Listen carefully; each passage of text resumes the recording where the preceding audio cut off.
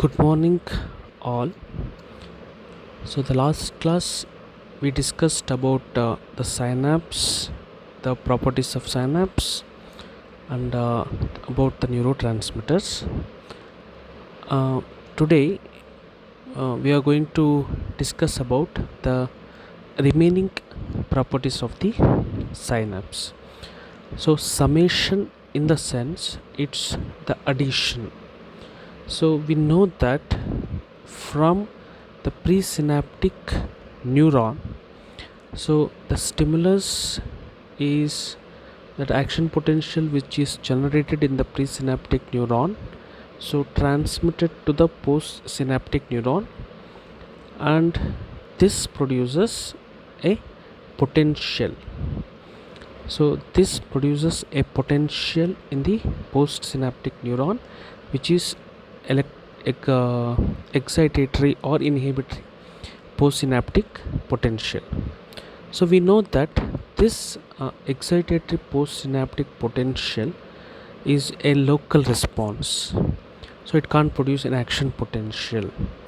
So to produce an action potential, so all these EPSPs should be summated, that means it should be added. So that is called the summation. So the summation occurs, then there will be an action potential. So this occurs either by temporal or spatial. Spatial in the sense more than one synapse is involved. We know that one neuron receives so many synapses. It makes synapse with more than one neuron. So spatial summation occurs when more than one synapse. Okay, so that produces an excitatory postsynaptic potential. So all these excitatory postsynaptic potential which are obtained, which are produced by different more than one synapse, they summate to form an action potential, and that is the spatial. Whereas the temporal summation is the same synaptic knob. So the repeated stimuli, okay, occurs in the same synaptic knob, so they add up, okay, before the previous EPSPs fade. So all these added up and they summate to form the action potential. So in this diagram you can see the synaptic summation. So consider there are two synapses, okay, the A neuron which is forming the synapse with the postsynaptic neuron, and the B is a neuron which is forming a synapse with one postsynaptic neuron. So if A is stimulated, you will get a APSP. So some potential is produced inside the postsynaptic neuron, and if B is stimulated, and that also produces some potential inside the postsynaptic neuron.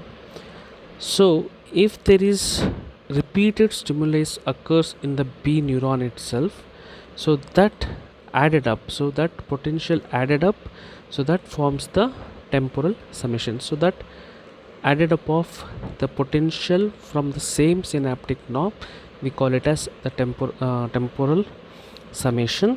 Whereas the spatial summation means added up of potentials by more than one synaptic knobs, that is A plus B. So that is called the spatial summation. So these are all yesterday we discussed, and now we'll go to the synaptic inhibition. This is one of the property of the synapse. So the synaptic inhibition is very important to maintain the normal functioning of the nervous system. For example, if there is continuous a firing level, so that there will be some inhibition, so that there won't be any again transmission of impulses. So that's why the synaptic inhibition is mainly important for the maintain the normal functioning of the nervous system. So it is done by the two methods. One is by the direct and the other one is by the indirect. Direct means there is the direct release of the neurotransmitter, so that neurotransmitter inhibits the postsynaptic neuron, so that is the direct inhibition. Whereas the indirect inhibition is by presynaptic and the postsynaptic neuron. So when there is inhibition before the synapse, that means on the presynaptic neuron, it is called presynaptic. When there is inhibition after the synapse, postsynaptic neuron, that is called postsynaptic neuron, sorry, inhibition. So passage of impulse through a synapse is inhibited by impulse from separate endings. So presynaptic end is hyperpolarized by a prior stimulus. So then there will be no release of neurotransmitters. So this usually occurs in axonic synapse.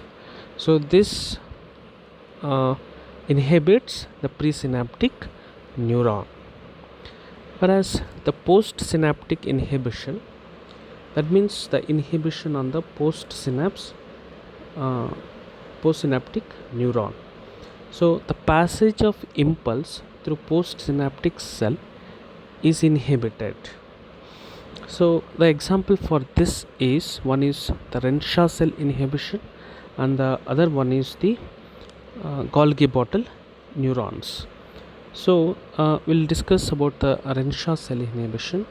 In the anterior horn cells, anterior cord, and what will happen here, anterior horn cells, the motor neurons, okay, so they give a collateral branch.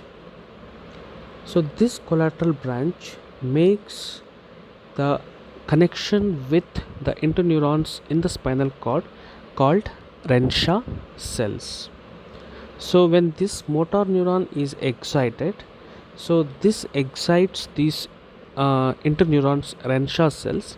So these Renshaw cells in turn inhibit the motor neuron. So it's a negative feedback. So that is about the Renshaw cell inhibition. You can see in the diagram, that is, one impulse is produced, it travels to the anterior horn cells. So here this anterior horn cell is having a connection with the Renshaw cell, and this Renshaw cell in turn inhibits the anterior horn cells. Anterior horn cells make inhibitory connection with the motor neurons. So this is an example for negative feedback.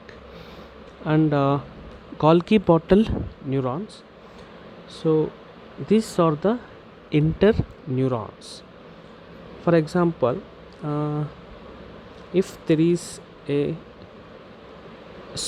these are the inhibitory interneurons, it is incorporate in an excitatory pathway. So what will happen here is, due to this neuron, one group of neuron is inhibited while the other group will be stimulated. For example, so if you want to do flexion of the arm, so what will happen, there will be flexion of the arm and inhibition of the extension of the arm. That means excitation of the nerve fibers which supplies the flexion of the arm, and inhibition of the nerve fibers which supplies the extension of the arm. That means when there is a stimulus to perform the flexion of the arm, so the nerves which are excited, so it's having the connection with the interneurons, that is called the Golgi bottle neurons. So there will be excitation of the flexion of the arm, and then at the same time there will be excitation of the Golgi bottle neurons, interneurons. So when there is excitation of the Golgi bottle neurons, so this inhibits the extension of the arm. So that is how the mechanism, and it is called as the reciprocal inhibition as well. You can see here.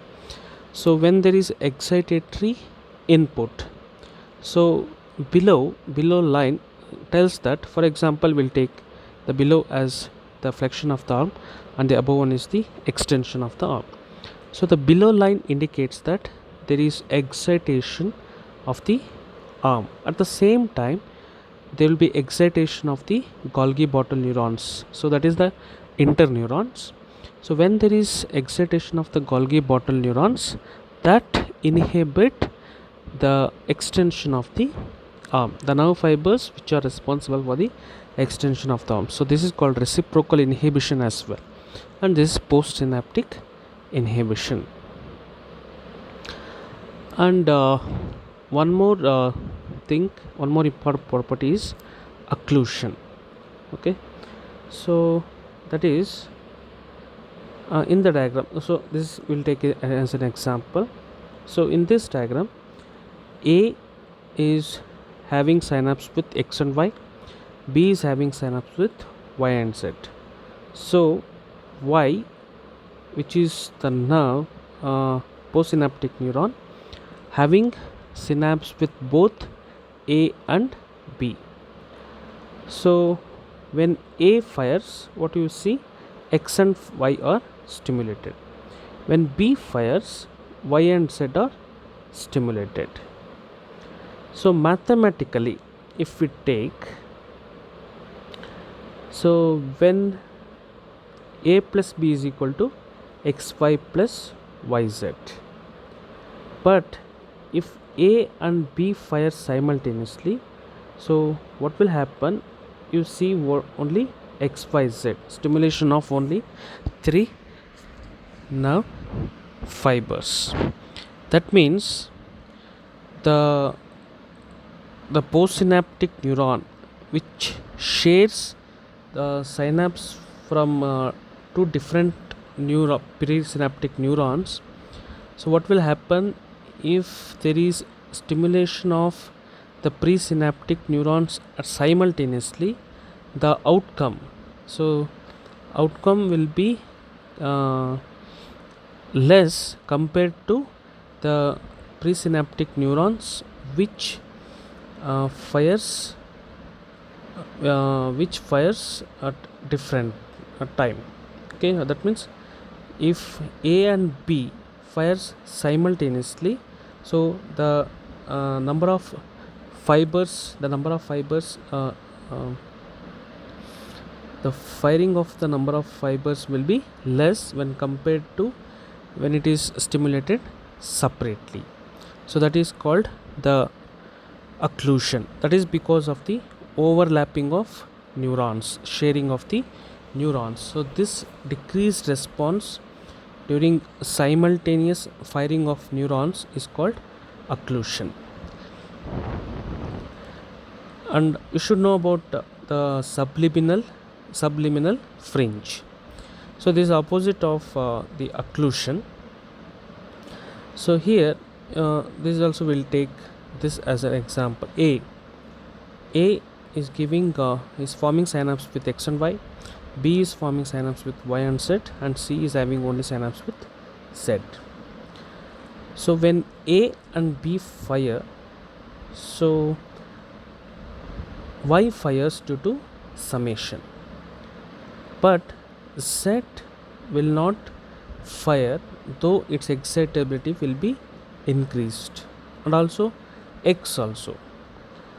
But when there is stimulation of B and C, Z will be fired. Z will fire. That means the subliminal fringe means the postsynaptic neuron. Subliminal fringe means the border threshold. The postsynaptic neuron are said to be in subliminal fringe when they are not discharging, but their excitability is increased. For example, in this, when A and B fires, so Y will fire, but Z will be in subliminal fringe. And we know about the synaptic habituation or fatigue. That is, when there is repeated stimulation as occurs in neuromuscular junction. When there is repeated stimulation, so what will happen? Repeated stimulation, that there will be temporary cessation of the function. So here then temporary cessation, stoppage of transmission of impulse from presynaptic postsynaptic is called fatigue. This occurs due to the exhaustion of neurotransmitter or the inactivation of the calcium channels. So all this causes fatigue, and fatigue is important to maintain the normal functioning of the CNS. For example, in epilepsy there will be continuous discharge of impulses. So to maintain the normal functioning, so the synapse undergoes fatigue. So it will reduce by itself the number of impulses that is transmitted from presynaptic to postsynaptic. And one more property is synaptic plasticity. So synaptic plasticity, in the sense, the depending upon the past experience, the synaptic transmission can be molded. Either it can be increased or it can be decreased. So that is called synaptic plasticity. For example, post-tetanic potentiation. These are very important in the process of learning and memory.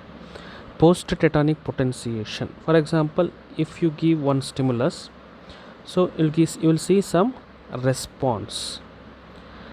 So after this, what you have to do, you have to give a train of stimuli for 2 minutes. So what that means, a train of stimulus, the tetanizing stimuli. So what will happen after this? The potential will be enhanced. This enhanced potential after the train of stimuli, that means the response is changed. The response is changed.